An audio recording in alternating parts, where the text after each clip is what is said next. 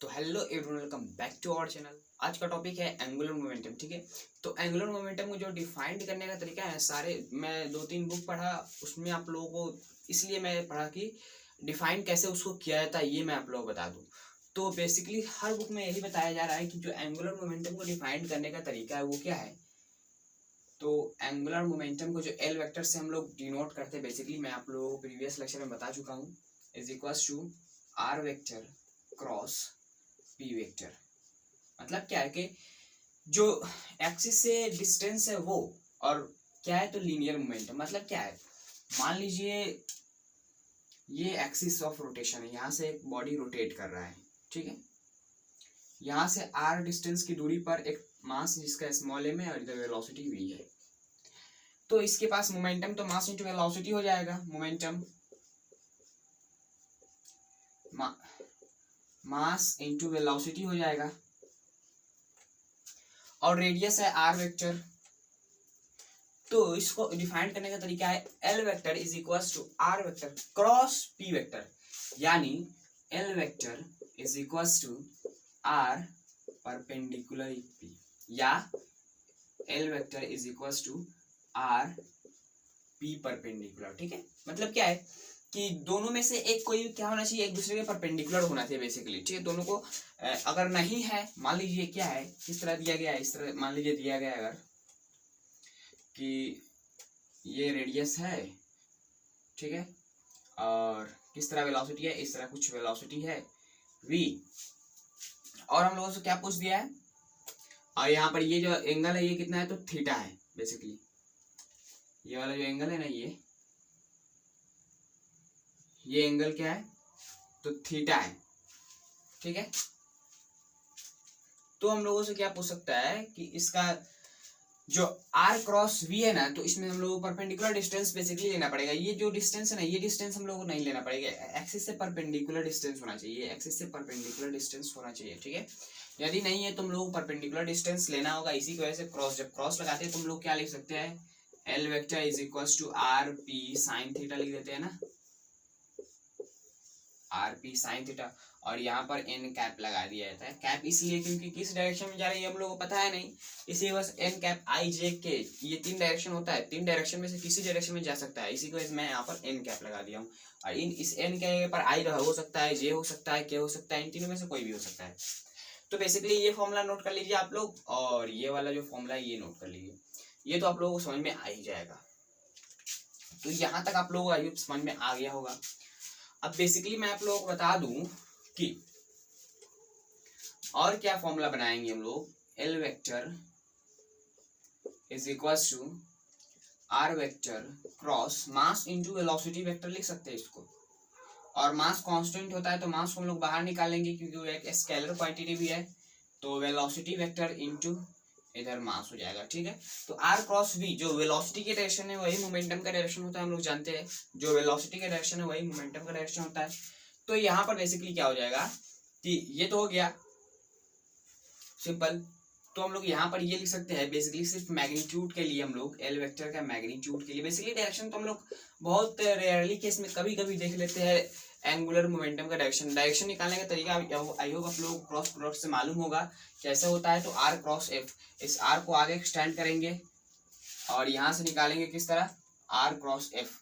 इस प्लेन के बोर्ड का जो प्लेन है, इस प्लेन के अंदर होगा, इनवर्ड या आउटवर्ड होगा। ठीक है, इनवर्ड होगा या आउटवर्ड होगा। देखिए बेसिकली मैं आप लोगों को बता दूं कि जो क्या एंगुलर क्वांटिटीज है उसका डायरेक्शन सिर्फ दो ही होता है, दो ही डायरेक्शन होता है, इनवर्ड या आउटवर्ड, जो प्लेन में हम लोग खेल रहे हैं बेसिकली। ठीक है, यदि हम लोग आर क्रॉस एफ देखते हैं, फोर्स होता है, तो उसका भी इसी तरह आउटवर्ड होता है या इनवर्ड होता है। यही दोनों डायरेक्शन में से कोई हो सकता है बेसिकली। ठीक है, मान लीजिए इधर भी हो सकता है जब प्लेन इस तरह हो, ये जो ये है ना, ये वाला प्लेन ये इस तरह हो, तब इस तरफ, नहीं तो इस तरफ होगा। ठीक है, समझ में आ गया ना। अब बेसिकली हम लोग इसको क्या लिख सकते हैं, सिर्फ मैग्नीट्यूड के लिए एम वी आर लिख सकते हैं। ठीक है, ओके, तो सिर्फ मैग्नीट्यूड के लिए एम वी आर, यानी देखिए अब यहाँ से एंगुलर मोमेंटम आखिर होता क्या है समझ में आ गया। एंगुलर मोमेंटम डिपेंड करता है क्या चीज पर, तो वेलोसिटी और रेडियस पर। मतलब क्या है कि जो ये एक्सिस है, ठीक है, इसको मैं मिटा दे रहा हूं, ये एक्सिस है, यहाँ से हम लोग साइन थीटा भी लगा सकते थे।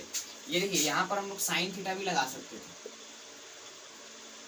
साइन थीटा लगाना इसलिए जरूरी था क्योंकि एम वी आर, यदि हम लोग आर परपेंडिकुलर नहीं लेंगे डायरेक्ट, मैं आप लोग बता दूं तो साइन थीटा लगाना जरूरी है। जो दोनों वेलोसिटी और रेडियस के बीच का जो शॉर्टेस्ट एंगल होता है, छोटा वाला एंगल, मान लीजिए कि ये क्या, इधर रेडियस वेक्टर है और इधर वेलोसिटी वेक्टर है, तो इन दोनों के बीच में दो एंगल बनता है। ये एंगल एक थीटा है और ये एंगल कितना होता है, तो 360 माइनस थीटा।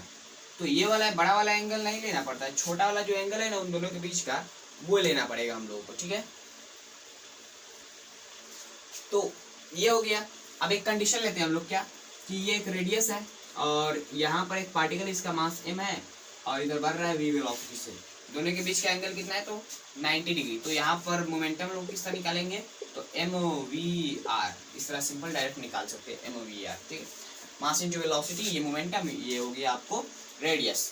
तो बेसिकली हम लोगों को मोमेंटम बढ़ाना पड़ेगा, तो डायरेक्टली प्रोपोर्शनल है, हम लोग जानते हैं momentum, angular momentum directly proportional है रेडियस, जो बेसिकली डिस्टेंस है एक्सिस से। और क्या चीज पर डायरेक्टली प्रोपोर्शनल एक और है, तो वेलोसिटी और मास तो कांस्टेंट होगा। तो बेसिकली हम लोगों को वेलोसिटी बढ़ाने में हम लोगों को थोड़ा सा क्या करना पड़ेगा, तो वर्क करना पड़ेगा ज़्यादा, उसको क्या कराना पड़ेगा, तो एक्सेलरेट कराना पड़ेगा उसका वेलोसिटी बढ़ाने के लिए। तो हम लोगों के पास उतना वर्क करने के लिए एनर्जी है नहीं, तो हम लोग क्या करेंगे, उसका वेलोसिटी उतना ही रखेंगे। हम लोगों को क्या करना पड़ेगा, तो जो रेडियस होगा उसको बढ़ा देंगे, तो हम लोगों का एंगुलर मोमेंटम ज़्यादा हो जाएगा।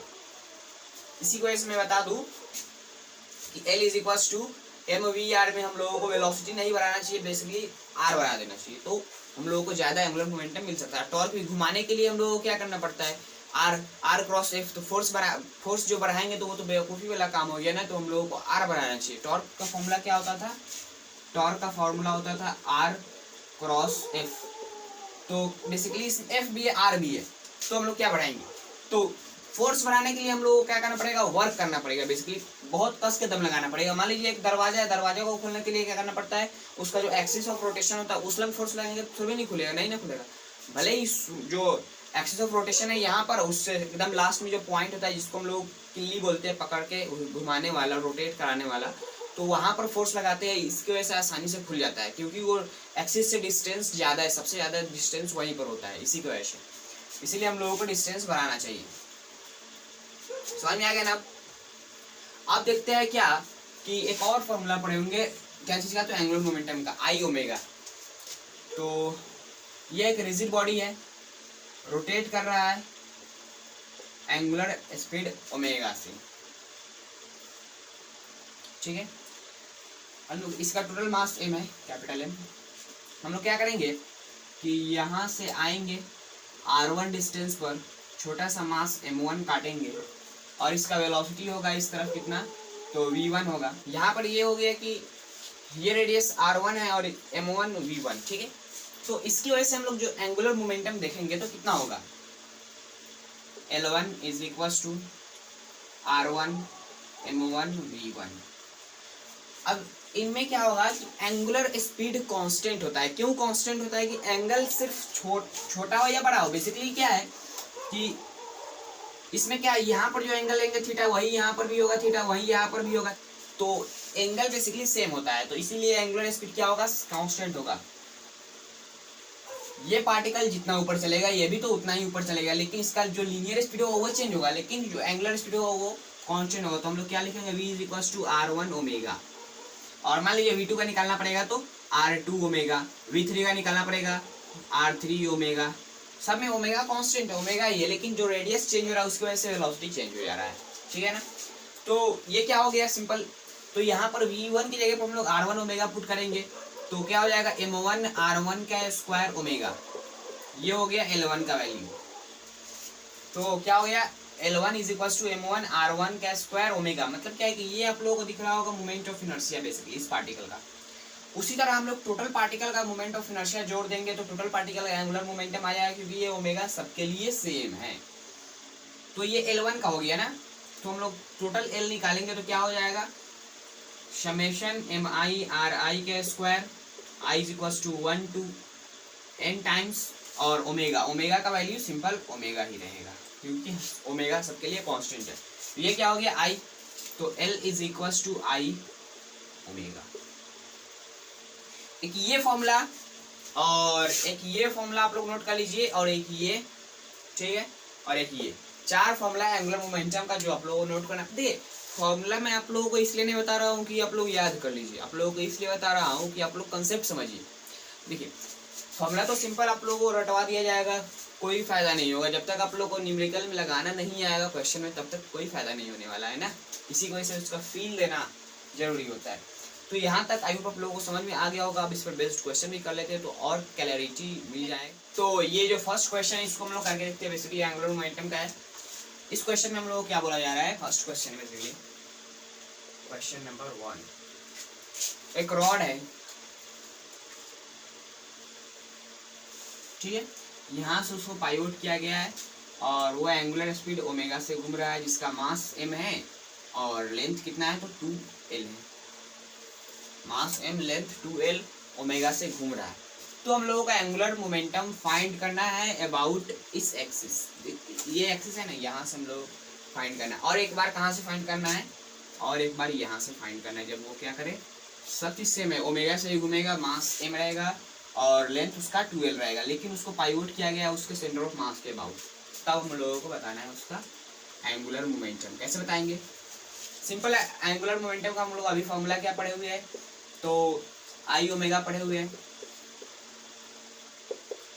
तो इसके लिए हम लोग कैसे निकालेंगे, जो इसका आई होता है वो कितना होता है, इसका रॉड का वन एंड के क्रॉस जब वो पाइवोट किया जाता है उसके एक्सिस वन एंड के क्रॉस होता है, तो उसका कितना होता है मोमेंट ऑफ इनर्शिया, तो ml स्क्वायर, इसका स्क्वायर करेंगे तो कितना होगा 4l स्क्वायर, यानी 4l स्क्वायर बटे 3, इतना तो इसका मोमेंट ऑफ इनर्शिया हो गया, यानी 4ml स्क्वायर बटे 3 इंटू ओमेगा, यानी 4ml स्क्वायर ओमेगा बटे 3 इसका मोमेंट ऑफ इनर्शिया हो गया। अच्छा इसका इसका एंगुलर मोमेंटम हो गया बेसिकली। इसका मोमेंट ऑफ इनर्शिया कितना हो जाएगा, तो इसका हो जाएगा m l का स्क्वायर यानी 4l स्क्वायर डिवाइडेड बाई 12, तो 4 3 जा यानी ml स्क्वायर बटे 3, इसके क्रॉस बेसिकली हो गया। जब l का वैल्यू क्या है 2l है, इसका totally l capital L length मान लेते हैं, कैपिटल L ये वाला जो लेंथ है capital L is equal to ये, ठीक है ना। तो L is equal to I omega, I का वैल्यू ml स्क्वायर बटे 3 इंटू ओमेगा, यानी ml स्क्वायर ओमेगा बटे 3, ये हो गया जब इसका लेंथ 2l होता, ठीक है। तो यहाँ पर एंगुलर मोमेंटम इन दोनों का ये आ गया। अब एक सेकेंड नंबर क्वेश्चन है, बहुत मतलब आप लोगों को थोड़ा सा उसमें दिमाग लगाना पड़ेगा। क्या लगाना पड़ेगा, दिमाग। कैसे, तो आप लोग कंफ्यूज हो जाएगा, सोचिएगा कि यहाँ से होगा लेकिन यहाँ से नहीं होगा। देखिए इस क्वेश्चन में क्या बोला जा रहा है कि एक डिस्क है, डिस्क,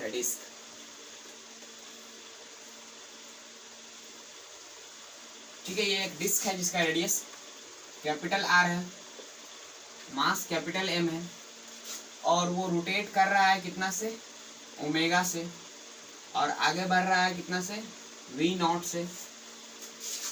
और यहाँ पर हम लोगों को क्या दिया गया है, omega is equal to v0 बटे r, ओमेगा का वैल्यू दिया गया है, ठीक है।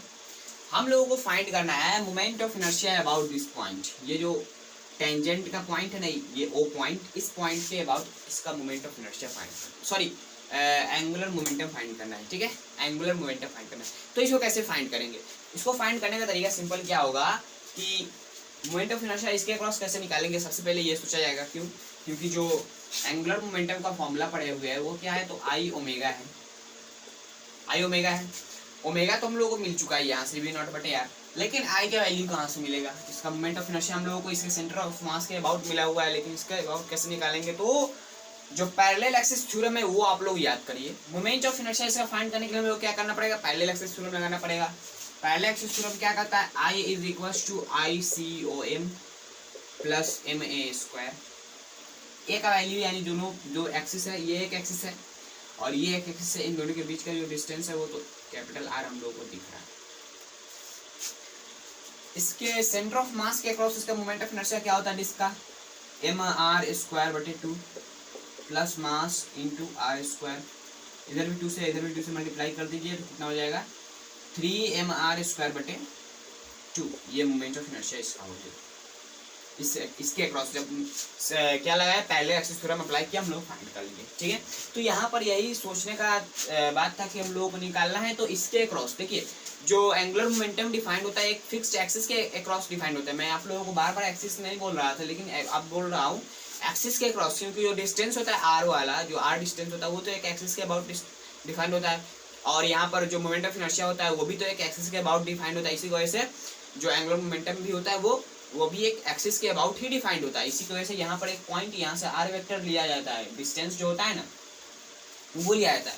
तो बेसिकली इसका मोमेंट ऑफ इनर्शिया इतना हो गया, और ओमेगा कितना है तो v0/r है, तो L is equal to 3mr²/2 into v0/r, ये r से एक r गया यानी 3mvr/2, ये हो गया एंगुलर मोमेंटम।